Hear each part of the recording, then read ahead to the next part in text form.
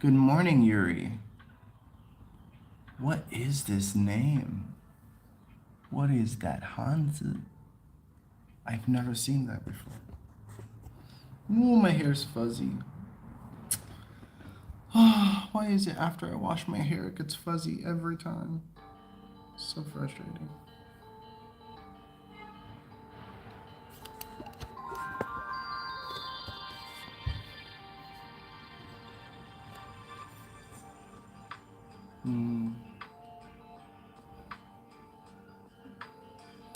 I just don't wash my hair when I go to sleep. Otherwise, it gets really messy. It's gonna have to be my new rule, my new policy. Don't wash before bed.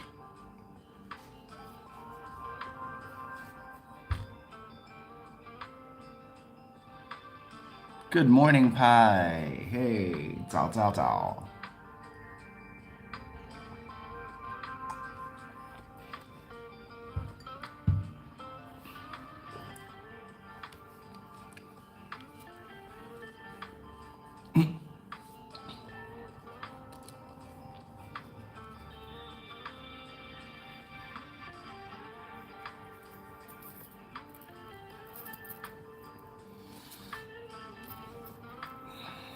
Let's get organized.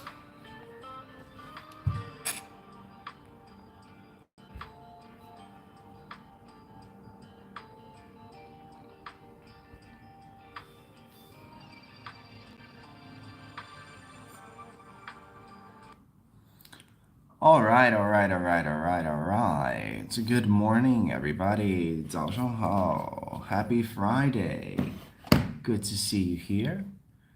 It is time for the weekend.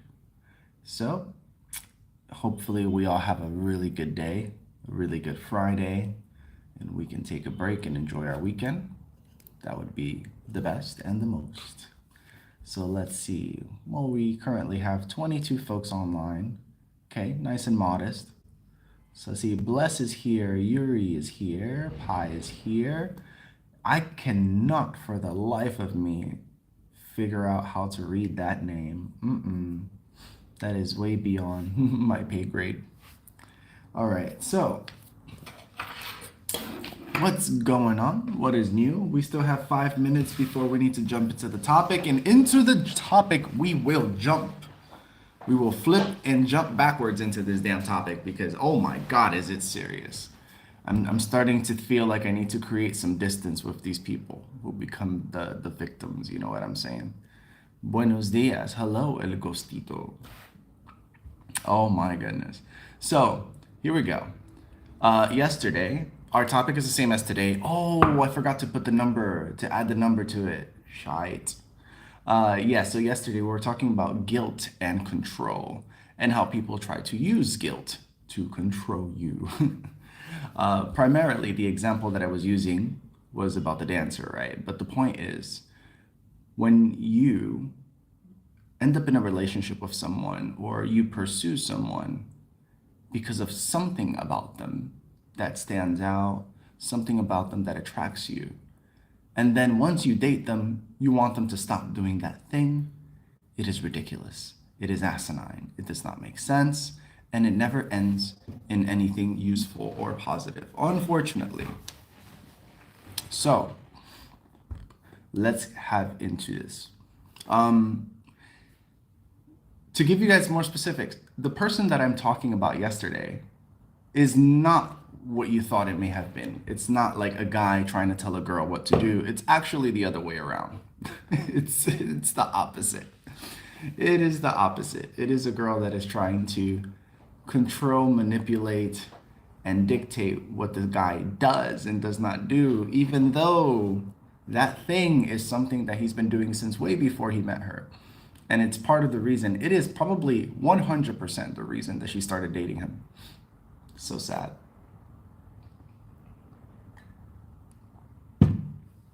So, with that said, we need to keep in mind, especially when you are a person who lives in another country, like if you live in a foreign country, a country that is foreign to you, then you need to be much more mindful about cultural norms and differences because frankly speaking, you are a guest.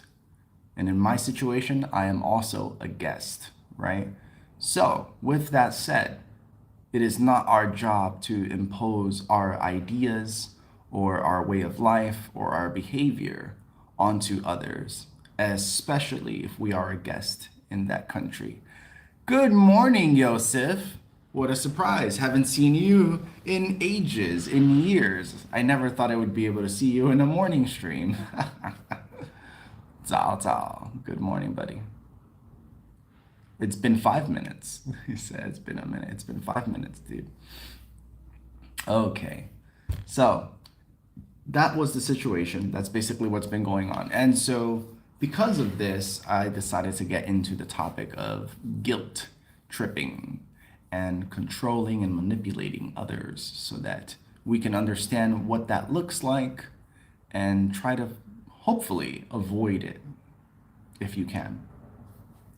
Ah, thank you, Yosef. Appreciate you. Appreciate you very much.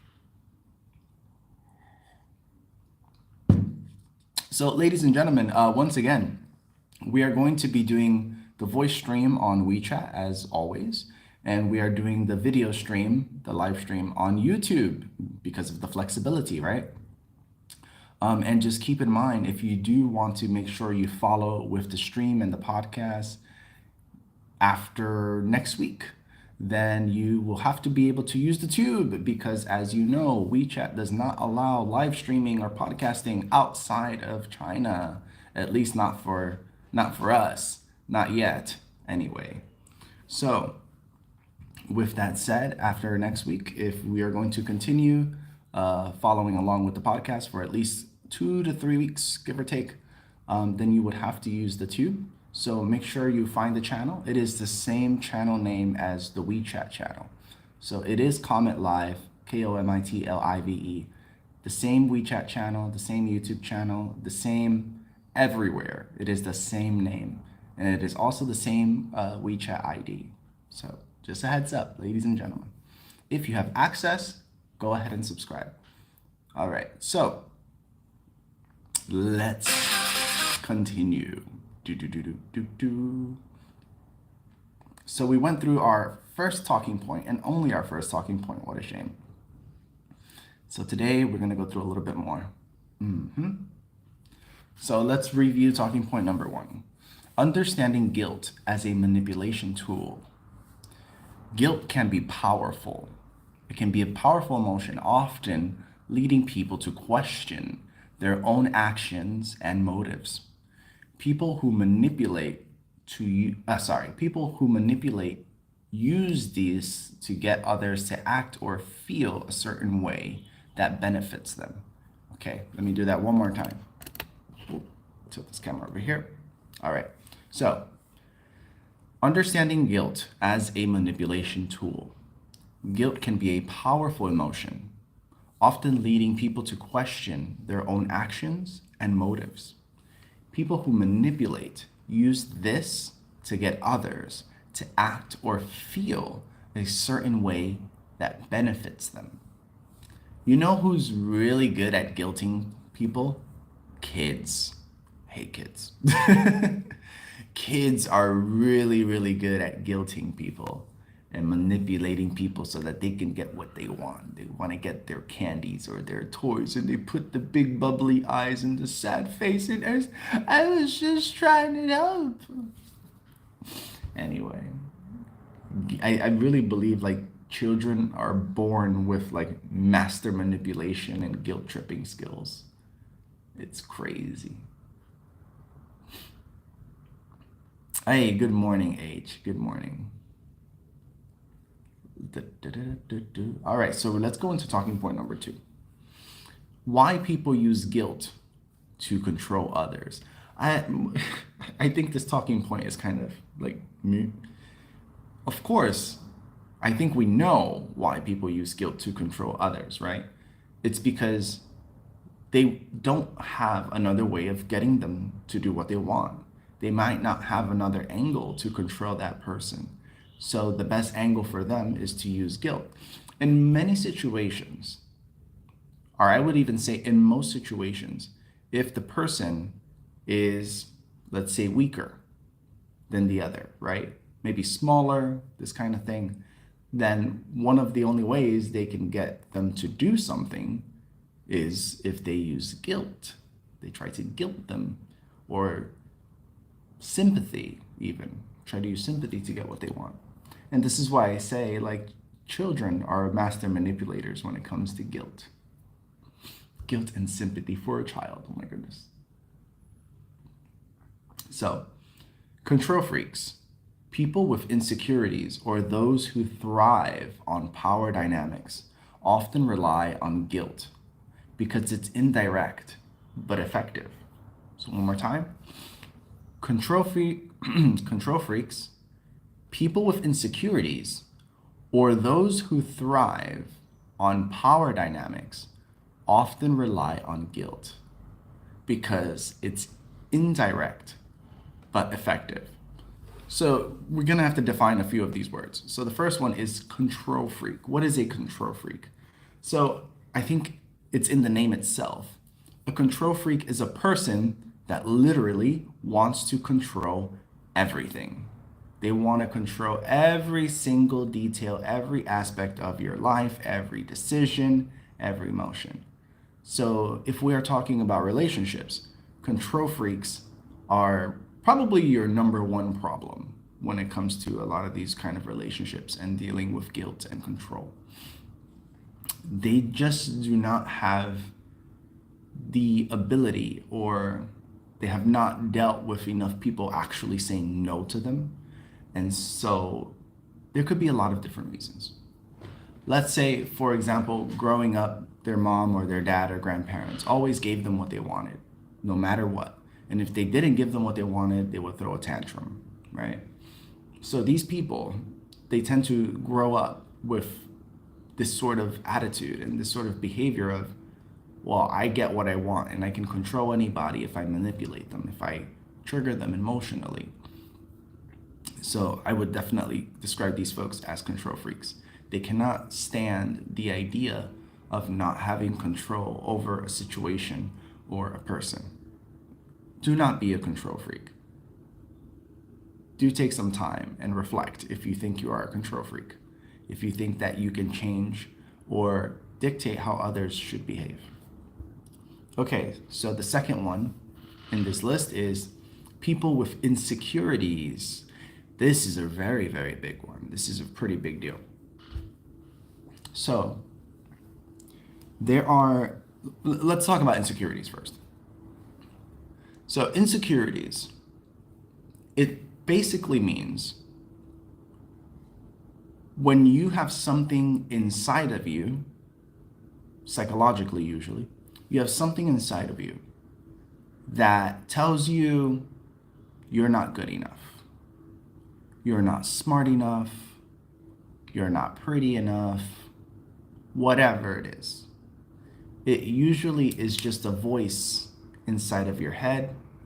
It is a feeling, it is a sensation that pins you over and over, and it kind of just says, like, you're not good enough to be doing this. You should stop. You're embarrassing yourself. This is to be insecure. So different people have different insecurities for many reasons. Some people are insecure about the way that they speak. Some people are insecure about features in their body. Maybe their ears, maybe their nose. Maybe they're insecure about their complexion, their skin color. Societal norms dictate certain skin tones are more beautiful than others, right? They could be insecure about their intelligence. They don't feel very smart. They find it difficult to understand concepts. It could be related to math or science or literature, etc. So insecurities, they show up in many, many different ways. Many different ways. You can also be insecure about things that might not be very consequential in your life, like they don't really matter.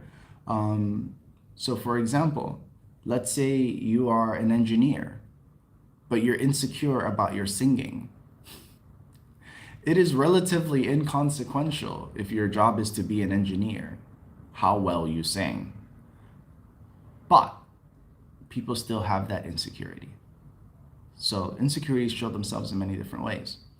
Now, as it relates to the topic, the biggest part in terms of insecurity that we're highlighting here is a person who usually has a physical insecurity, being that they think that they're too fat or too skinny or ugly or something like this.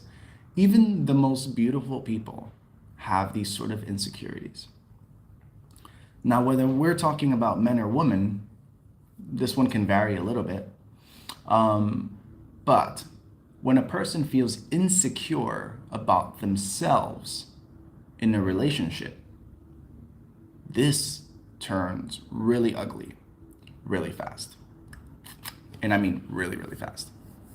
So, for example, if you have a girl that, let's say, she's very pretty, out of 10, we can say she's like an 8 or a 9, whatever. It could be that when she was younger, she wasn't so pretty. When she was younger, most of the time, guys didn't really like her. They didn't find her attractive for whatever reason. And now that she is older and she has changed and she has improved herself, whatever, then she gets a lot more attention. It's fine. Finally, she's in a relationship. And if the guy even has a friend that's a girl, she would get jealous. And what is the reason for that? It is because of something that happened to her very early on. It's a series of events, or it's an experience that she encountered related to her appearance, related to how she looks. And that ends up being a deciding factor in terms of how she behaves in the relationship, where she allows her insecurities to control her mind and force her to manipulate other people, in particular her boyfriend or husband or whatever, because she feels insecure, not because the man is necessarily doing anything wrong. So we can turn this dynamic onto men easily, right? One of the things that, in my opinion, it's so funny, one of the things that make men the most insecure is usually not related to appearance. It's not about looking pretty or handsome or whatever. However, there are many situations, there are many men that would look at a guy who's like very fit and very muscular, right? And if they themselves are not fit and muscular, that may make them feel insecure. That may make them feel inadequate. However, I think that most of the time, the physical differences, the physical insecurities are not usually a big deal for men. The big insecurities for men are usually emotional. So, a man would have a bigger problem with his girlfriend being friends with a guy who's very emotionally intelligent, who makes her laugh, who makes her feel comfortable, this kind of thing. He would be much more insecure with a guy friend talking to his girlfriend than he would some really handsome musclehead kind of person talking to his girlfriend. It's two totally different things. So one of the insecurities is the emotional element that comes from men. And then for women, it's usually a physical appearance-based insecurity.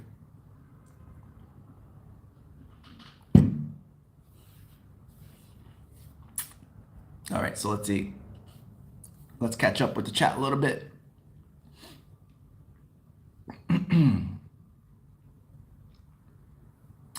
Oh, okay. So is this Hanzi or Wanzi? So I'm gonna be traveling in about a week or so. And when you are traveling outside of China, unless you have a certain level on WeChat, you're not allowed to start the live stream outside of China. So that's basically it, put simply.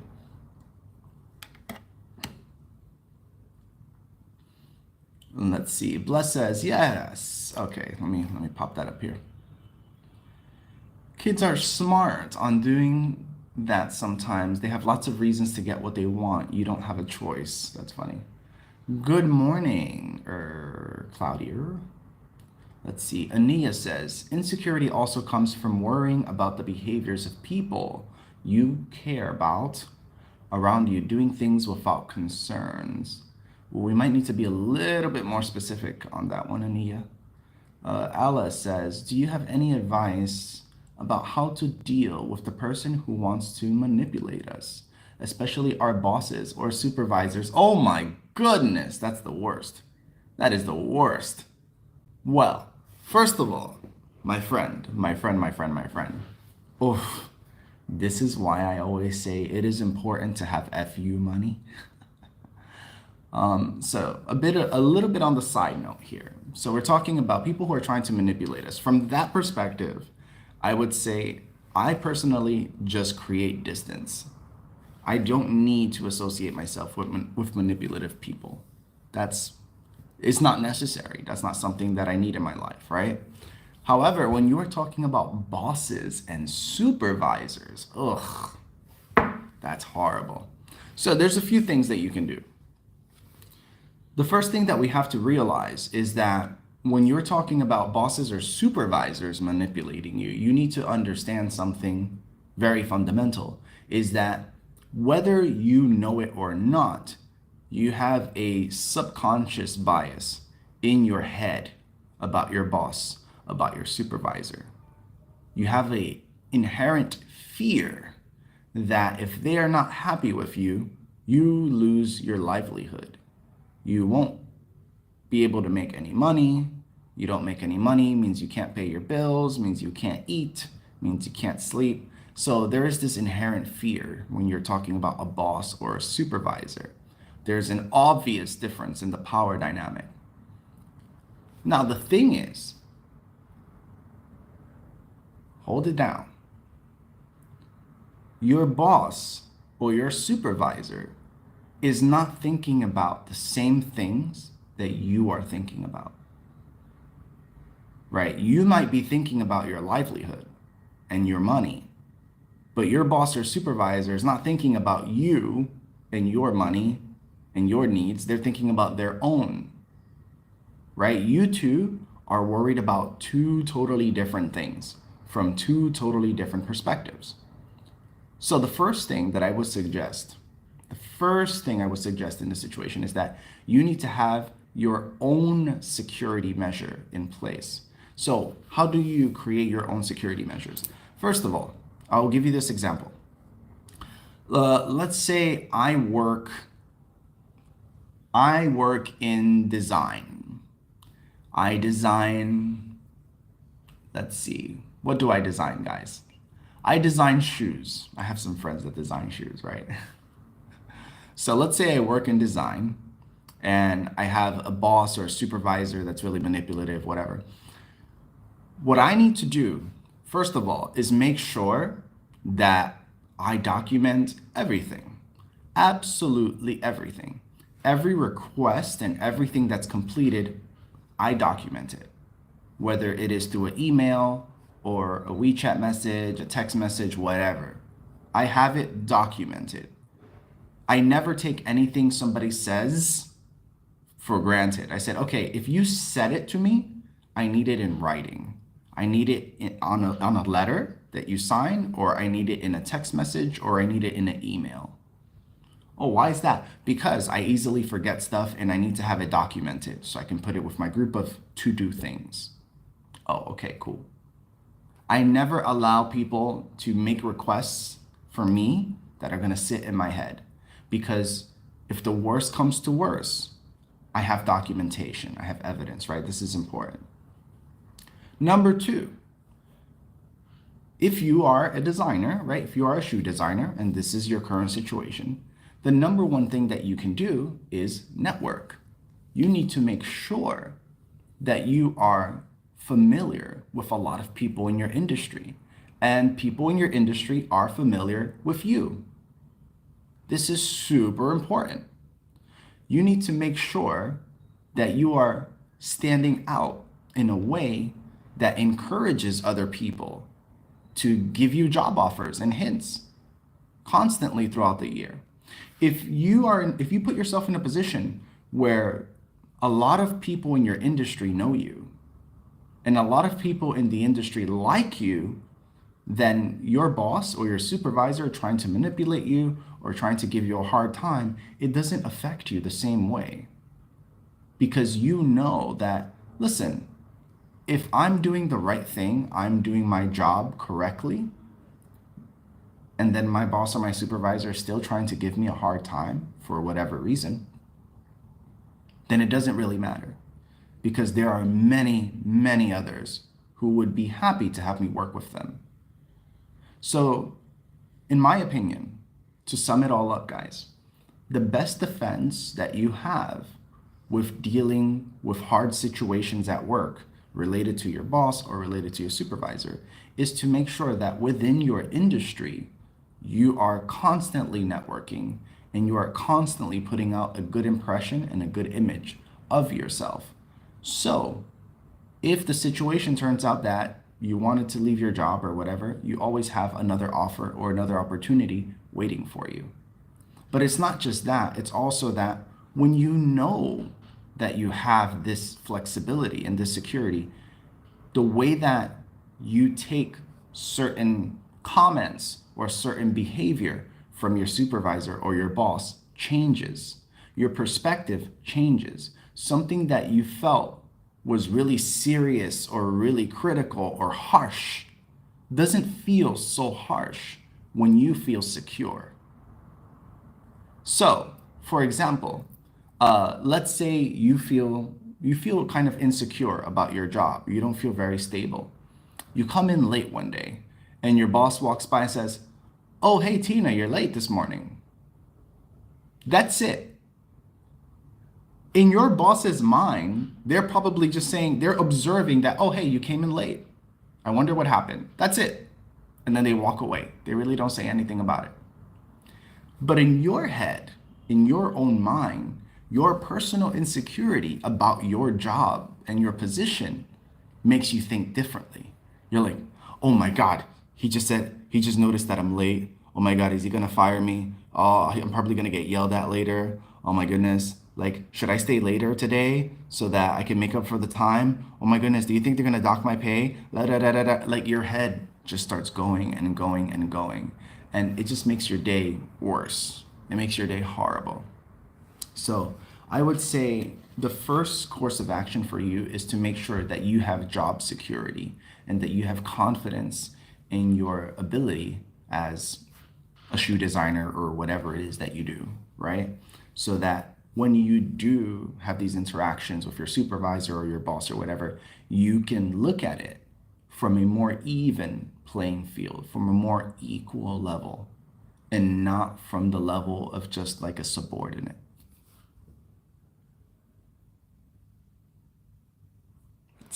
Leave or obey.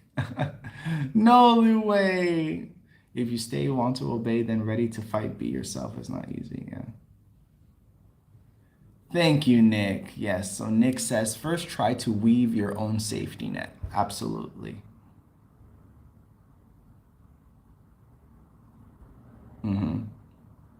So Alice says, sometimes the supervisors act like a group against the staff who have no connections in the working place. That is true. I'm not going to say it's not true. I think Alice is right. But that is besides the point. So the thing is, we should not waste our energy worrying about things that we cannot control. You cannot control supervisors collaborating with each other or trying to organize things a certain way with one another. You don't have that power. So don't waste your time worrying about it. What you can do is make sure, like Nick said, you weave yourself a safety net so that this sort of situation does not impact you so harshly. And when I was single, I was the one who fired my bosses. Man, I fire my clients, dude. It is not a joke.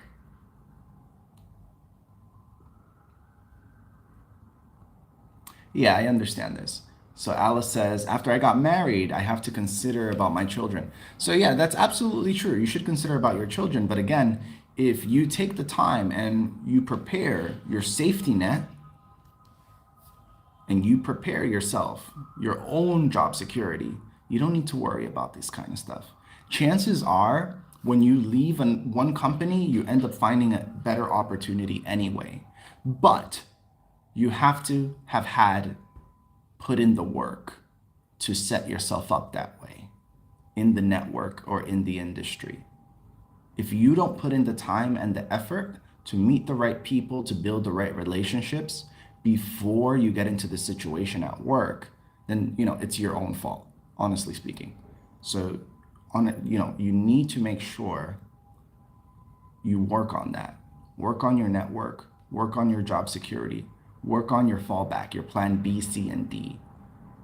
Because that will make it so that if you did leave, if you did have to leave, you would find an even better opportunity afterwards. Or you might even find a better opportunity before you even want to leave, which is usually the situation for me.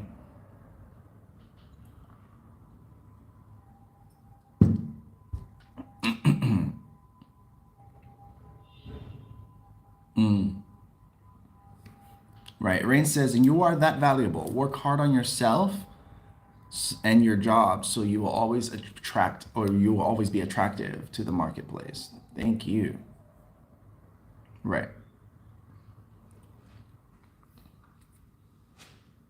Fantastic. Let's go to our next talking point, folks. Oh, I need to get some warm kettle water. I'm so sad that someone drank all the water from the kettle and didn't refill it. Damn it. So awful. I'm gonna have to put a kettle in my own office so other people don't take it. In my own room. Let's see.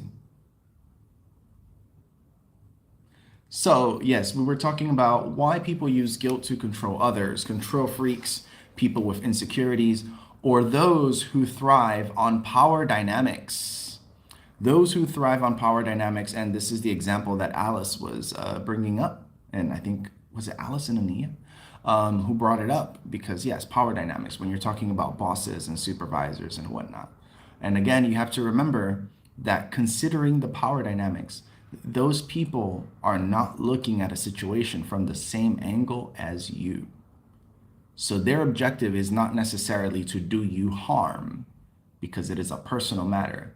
I don't think, like, I could be wrong, right? But I don't think that most bosses or most supervisors are thinking, oh, I want to take money away from Alice so that she can't feed her kids. Like, damn, that's a certain type of evil, But the thing is that I honestly believe most people are not thinking something that evil, something that horrible. They're not even considering that part. Their objective and their goals are related usually to themselves or to the dynamic in the workplace and how they feel about it, not your personal life. So that's one of the things is when you can factor out this possibility, then it's much easier for you to play on the same level.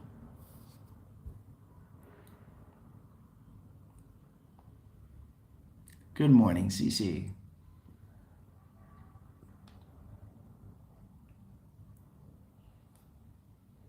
All right, let's see. So, those who thrive on power dynamics often rely on guilt because it's indirect but effective. Okay, well, we know guilt is indirect, but yes, it does work. It's less obvious than overt aggression, so it can fly under the radar. I know a story of these women working in the office, right? And they need to work through the holidays. So let's say like, well, if you guys are familiar with like Christmas and New Year's, right? So there's there's this office where they need somebody to work through the holidays, right? And you have two women. One of them has kids and a family, and the other one is single, just a single girl, right? Working in the office. So what happened is that the single girl, she put in her time off, her PTO. She put in her request to take time off in like January or February of that year. She put in her time off long before December. Okay, so she prepared. And then the other woman, she did not make a request for time off, the one that has the kids. So what happens?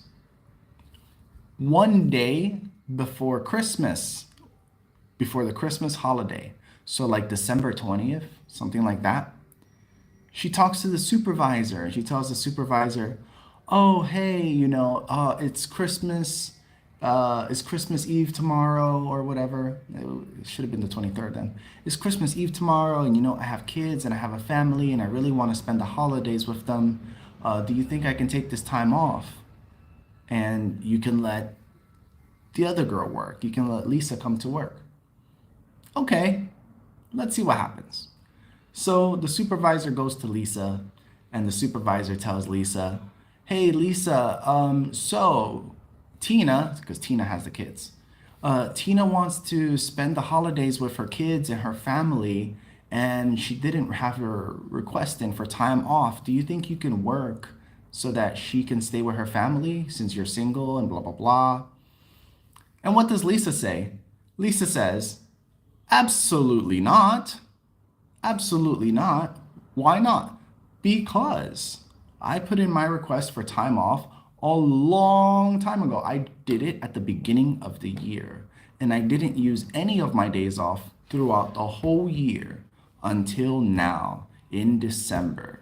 I planned for this 9 or 10 months ago. So why should I have to give up my time off for her?" And the supervisor's like, "Okay, I understand. Let me talk to her, right?" So the supervisor goes to Tina and he tells Tina, he's like, "Hey, I tried talking to Lisa. She really doesn't want to work on the holiday and she put in her request a long time ago. Maybe you can try talking to her." Okay, fine. So Tina goes over to Lisa and she says, "Hey, Lisa, can I have a talk with you?" She's like, "Hey, I know that you put in your time off early and whatever, but I'm a mom and I have 3 kids, and it'll be really good if we can spend the holidays together, blah, blah, blah." So, what is she doing? Tina is trying to manipulate Lisa. She's trying to guilt Lisa to work on those days because Tina has kids. So she's trying to use her kids almost as like a shield of like, "Oh, well, I want to, I have to spend time with my kids." And Lisa doesn't. But the problem is, Lisa once again says, "Absolutely not." Why? Because I put in my request 10 months ago. If it was so important for you to spend time with your kids and your family during the holidays, you would have also made a request 10 months ago. You wouldn't make a request yesterday so that someone else has to come here and cover for you.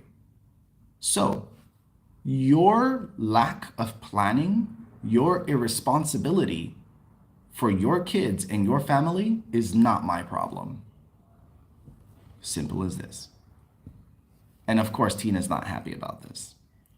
"Oh my goodness, how can you be so rude? You don't know how hard it is to be a mother with 3 kids and blah, blah, blah." Yes, Tina, we know. It is very hard to be a mother, especially with 3 kids and a full-time job. That is a hard thing to do. However, those are not Lisa's kids. Those are your kids. That is your responsibility and your family. And if this is so important to you, you should be responsible enough to organize your time and organize your requests early, just like Lisa did.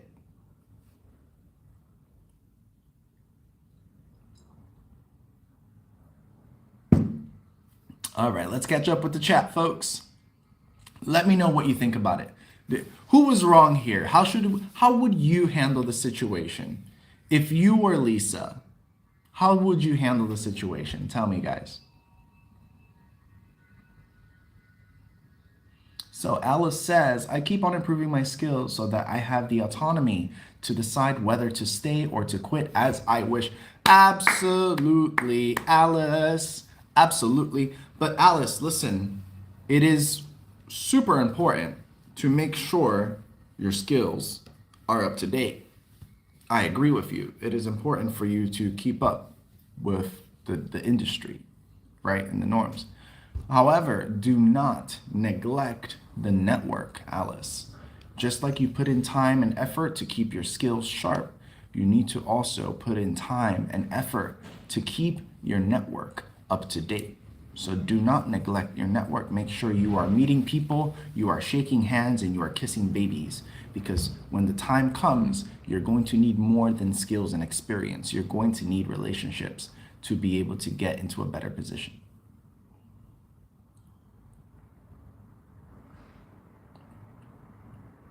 Let's see, last week I expressed my displeasure and one of my supervisors knew it from somewhere and she's unhappy with my attitude. So what? Let's see, I was very happy that finally someone noticed my attitude. I don't care what they think about me now. Yes, Tina is very manipulating. Very, very manipulative person.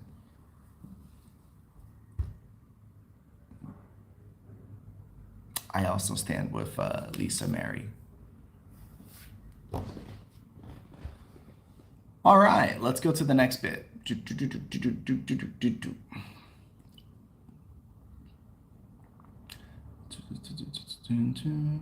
All right, number 3, next talking point. Recognizing patterns in guilt tactics. Okay. Common phrases like, after all I've done for you, or you wouldn't do this if you really cared about me, are designed to make you feel in debt. So let's listen to that again, guys. Common phrases like, after all I've done for you, or you wouldn't do this if you really cared about me, are designed to make you feel in debt. So the reason people use those kind of phrases is so that they can try to control you. They can try to make you feel like you owe them something. The fact of the matter is, if you don't have a formal agreement about owing someone anything, then you don't owe them anything, okay? There is no debt unless the debt was actually agreed upon. You can't just voluntarily do things for others and then expect that they automatically owe you something. It is your choice whether you do something for another person or not. But it is not your choice whether that person then owes you in the future. That's not something that is just decided by one person. That is something that is decided by both parties. So, they often bring up past favors or sacrifices to make you feel like you owe them something now. You see, this is what I'm saying. This is what I was talking about yesterday. When you decide to compromise or sacrifice something important in your life for your partner, your girlfriend or your boyfriend or whatever.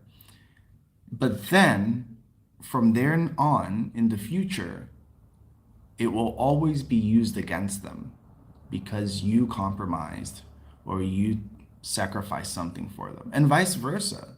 It works both ways. When your partner, your girlfriend, your boyfriend, whatever, when your partner, they compromise or sacrifice something that is important to them, it's important to their life, for you, to satisfy you, then of course, in the future, they're going to bring it up and they're going to use it. They're going to use it like dry powder. prepared for the worst situation. So just keep that in mind, folks. It's better, this is why I was saying from yesterday, it's better not to compromise or make these sort of sacrifices, even in a relationship, even if you do love the person. Because if you do, then you shouldn't have to. If you are compatible, there's no reason for you to have to make sacrifices and compromises like that. And it doesn't make the relationship better. It really doesn't.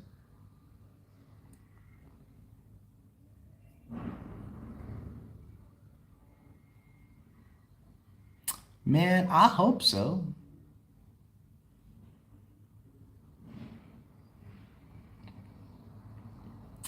You see, you see, what is PUA, Nick? I don't know what PUA is.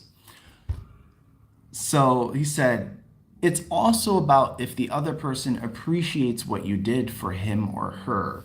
Right? Okay. So that is the thing, is that when you do something for others that they didn't ask for, I want to be very clear about that. Something they did not ask for. When you do something for others that they did not ask for, you need to remember that that is voluntary. You should do it for your own self-fulfillment, for your own happiness. If you feel happy because you helped another person, that is amazing. That is great. But if you helped someone else, cuts into your happiness, compromises into your needs, then that is a problem. And you're better off not doing it. That's it. You're just better off not doing it, period. Let's see. Good morning, Iris. So Iris says, what if my mother keeps making me feel guilty about how hard he raised me? Bruh, let me tell you, look, I'm gonna get I'm gonna get like heated on this one. Let me explain something. Nick, thank you, Nick, for the clarification. When your parents, this is so ridiculous. When your parents try to guilt you about how hard it was to raise you and how much they did for you that you didn't ask for, I'm being clear. Hopefully I'm being clear, right? The things that you didn't ask for, dust that shit off. Let me tell you why. You did not choose to be here. You did not choose to be born. Your parents decided to have you, right? Two people a long time ago decided that they wanted to rub uglies together. They wanted to touch each other. And now you have to pay bills. That is the situation. Your mom and dad said, hey, nice shoes. Let's have sex. And now you exist. There was no choice. And the fact that you are born, the fact that you exist, was not for you. There was no guarantee, for example, that the person that was going to be born was going to be Iris. It could have been Iris, it could have been Tina, it could have been Luis, it could have been John, George, Greg, we don't know. It could have been millions of different people. But for whatever cosmic reason, the person that was born was Iris, okay? Under no circumstances are your parents doing you a favor by having you, by you being born. That is not a favor to you. That is a favor to your parents. Your mother or father or both made a choice to have a child for themselves, for their own emotional fulfillment, for their own greed, for their own feeling of warmth or happiness or whatever. Your parents, they have you for themselves. They don't have you as a favor for you being born. That is nonsense. That is absolute nonsense. So, when a parent tries to guilt trip you and manipulate you about how hard they work and so on and so forth, listen, mama, papa, that's your problem. That's not my problem.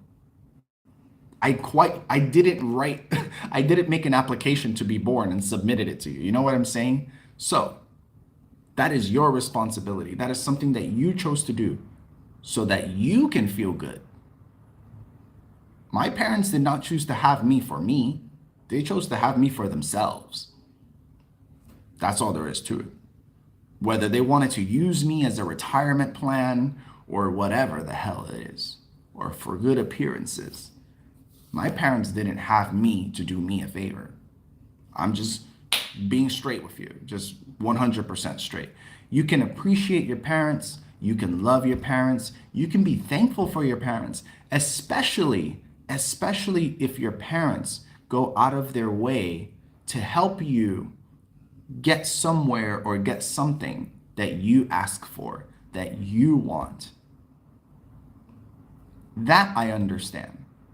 But when your parents quite literally just have you and they mold you into whatever they want you to be, that is not for you, that is for them. So we really have to make the distinction between the two.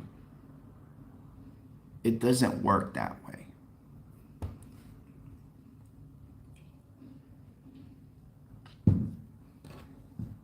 Listen, Iris or anybody else, let's say you were a teenager, right? And your parents, they're like, you can go ahead and have a normal life and go to a normal school and do whatever you want to do. But you tell your parents, hey mama, hey papa, I really want to go to school in England. It is my dream to go to school in England and study how to make fish and chips. I don't know. I don't care why you want to go to England, but you want to go. You want to go study there. And your parents decide, okay, we cannot really afford to do that, but we're going to go take out some loans and we're going to work really hard and we're going to try to make a lot of extra money so that we can send our daughter to England to learn how to make fish and chips. Whatever. Under those circumstances, I understand. Then I would agree with your mother, I would agree with your father, because you wanting to spend a whole bunch of extra money to do this trip and this experience living in university abroad, like that's extra. That's way, way extra. That is not something that they imposed on you. That's something you want to do. And they decided to support you on that. That's extra. So it wasn't necessary. And if they experienced a lot of hardship because of it to make you happier, then I understand, right? But if they did it because they wanted it, they want to have their own self-fulfillment and they want to brag to their friends, oh, you know, my daughter's so cool. She went to Harvard. Yeah. Well, listen, if you just did it to have bragging rights with your friends and your coworkers, then that's your own problem. The pressure should not be put on the kid. It is your pressure to endure. You want to be able to brag about going to a fancy school, then don't send your kid to a fancy school. You go to a fancy school and deal with it. And then you can brag about it all you want. Because some parents are like that. They work really hard. They fuss and muss to send their kids to a really high level, elite, fancy school, super expensive, that their kids never asked for and never wanted to do, just so that they can brag about it. This is a very real thing. Yo, Jeremiah, I agree with you. Jeremiah says, but it hurts, bro, making sacrifices for someone and you see them not appreciating it. Yup, I agree with you, Jeremiah. It does hurt. So you know what you need to start doing? Stop making sacrifices. There you go. Stop making sacrifices, especially if they didn't ask you to, and especially if they don't appreciate it. But the first part, more important.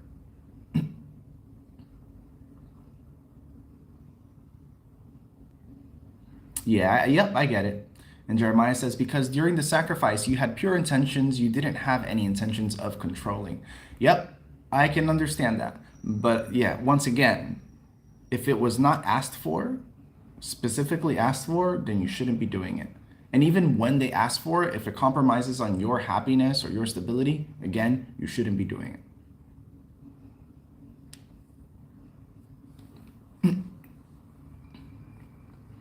And Bless says, sacrifice is a thing that you should give as free, not a backup to make them feel guilty when the worst comes. Yeah.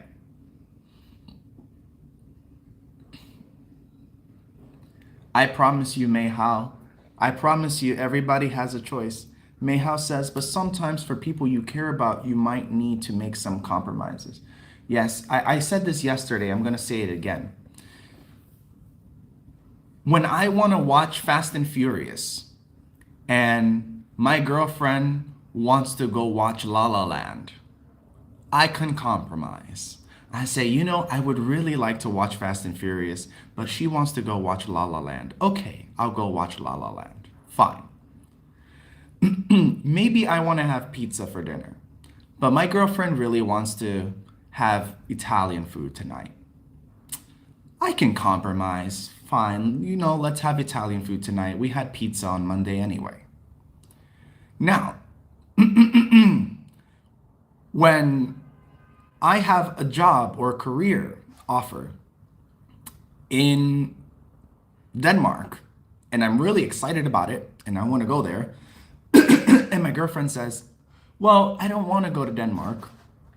I want to stay in China. I want to be close to my family. Excuse me. Then, under those circumstances, I say, well, it was fun knowing you. I hope you have a good time. I'm going to Denmark. There's no way I'm going to compromise or sacrifice my career, my life experiences, my livelihood for another person. Pizza, movies, maybe which hotel you want to stay at when we go on a trip. Yeah, sure, we can compromise on that stuff. But when we're talking about your life, nah, hard pass.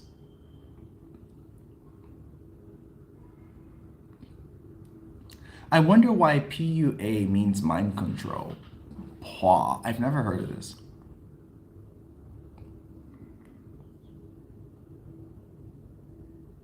Oh, Bless. I like how Bless puts that. Hold on.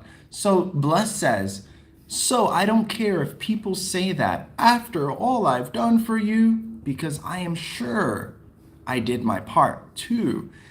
This is a very good point. Hey guys, pay attention to what Bless said here. This makes a lot of sense. If someone is compromising or doing something for you or giving you gifts, whatever it may be, there must be a reason. You don't just do that for everybody, right? You do that for a specific person. And if you are going out of your way to make that specific person happy, there must be a reason. There must be something about them, something that they do or something that you want from them that encourages you to take care of them like that. I don't know what it is. It could be anything. But just like Bless said, if you are doing all these things for me, or if you did these things for me, there must be a reason. I must have done my part somehow. It actually makes sense. Because 9 times out of 10, we don't do this kind of thing for a stranger. We do it because there must be some sort of give and take. Whether it is your own self-fulfillment or about being with that person or helping them or something else. That's a good point. I'm sad I didn't think about it myself. I think he was asking about the example about the parents. Yes, it's the parents' fault because it was definitely not the child's fault. So if it's anyone's fault, it's the parents' fault. It's either that or they need to learn how to use condoms.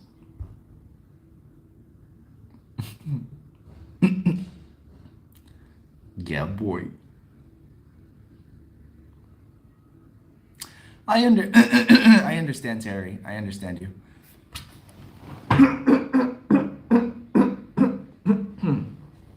Terry Yang says, it sounds interesting, but usually a Chinese don't dare to say. Well, if you don't dare to say it, you don't dare to say it. And that's you. That's a choice that you make, right? That's your own personal compromise.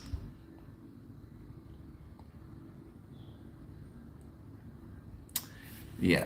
So it's okay. I understand that people are not going to like that they're not gonna like that perspective and they're gonna think like it's hurtful or whatever. But you also need to understand that it's true. So if it's true, the best thing that you can do as a mother or as a father, don't guilt trip your kids. Don't try to manipulate your kids. It's that simple. If you don't try to guilt trip your kids and manipulate your kids, then this won't be a problem. You know what I mean? And what I'm talking about is when you are doing things for them that are actually for yourself, but then you try to guilt trip them into saying, I did this for you, child. No. The only thing that you do for the child is the things that the child actually wants, not the things that you want. You cannot do something for someone else that they didn't ask you for and then turn around and say, you see all the things I've done for you? No, that's not how that works.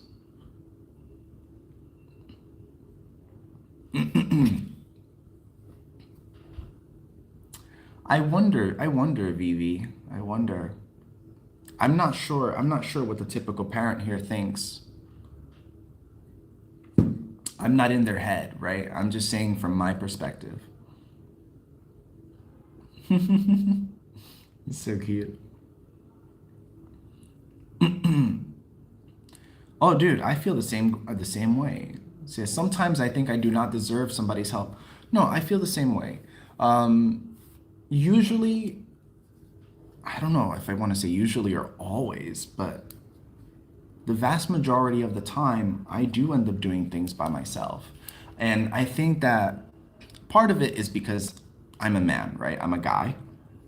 And this is very normal to us to have to do things on our own. It comes with the genitals. Just being a guy is that you're expected to take care of yourself and take care of everyone else and do things on your own for the most part. So that's sort of natural for us.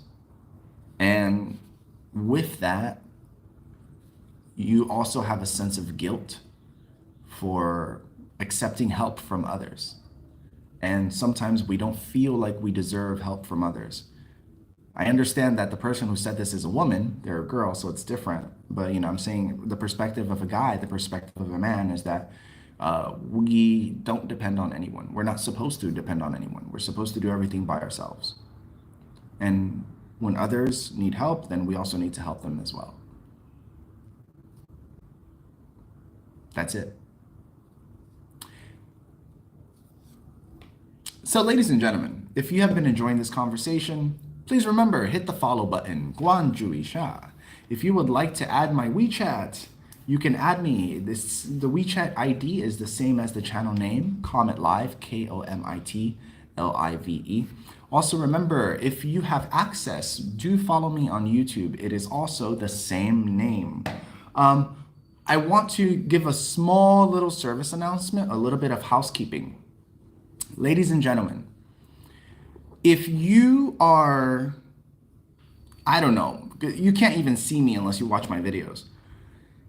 If you find me or someone else on live streams or channels attractive, right? It's okay. That's cool. I appreciate it. Like, I'm flattered, right? But please make sure you do not add people to send them inappropriate messages or pictures or requests, okay? So we are people too, you know what I mean? And whether it's a guy or a girl or whatever, sending direct messages to people from social media, live streamers, anchors, Wang Hong, whatever, and making explicit requests and comments and sending inappropriate pictures, like, that sucks, dude. And we want to respect everybody. And we try to be helpful and try to be positive. But when we give you access to be able to message us directly, it's not so that you can try to date us or do something like that. So I do want to make sure I do some housekeeping there, that if you have access to my messenger, to my WeChat, things like that, keep it clean, keep it classy. I respect everybody and their decisions about who you like and what you do, that's fine, but keep it classy. I don't need to receive those messages. I don't do live streams and podcasts to try to find people to hook up with. That's not a thing. So let's keep it clean. And I really don't appreciate those kind of messages. And I also don't want to be the bad guy that has to block you and report you and do all that stuff. Right? It just doesn't feel good. That's all. So let me catch up with the comments and then we will close up for this morning. Let's see. Iris says, I tried to refuse things from my parents as much as possible since I was a kid. I just couldn't bear the guilty feeling. Oh, I understand you. Yo, tell them skim water. Pizza is life though. Exactly. Don't sacrifice for anybody if it makes you feel bad. I agree. Yeah. I see. No, we don't do that. We don't do the red envelopes. Just gifts for like Christmas, birthdays, weddings, things like that.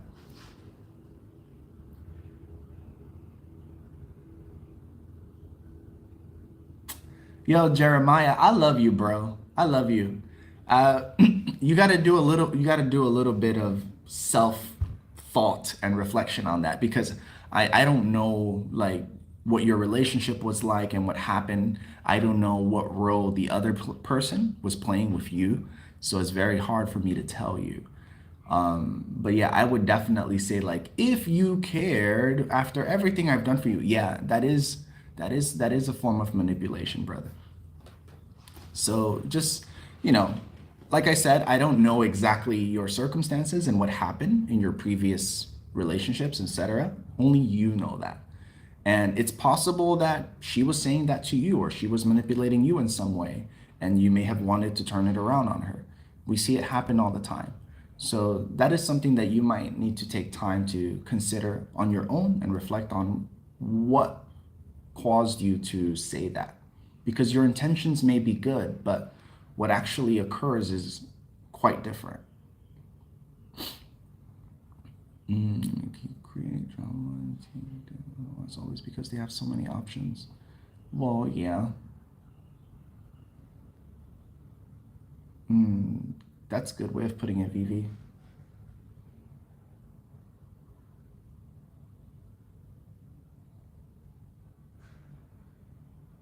Oh, that's interesting.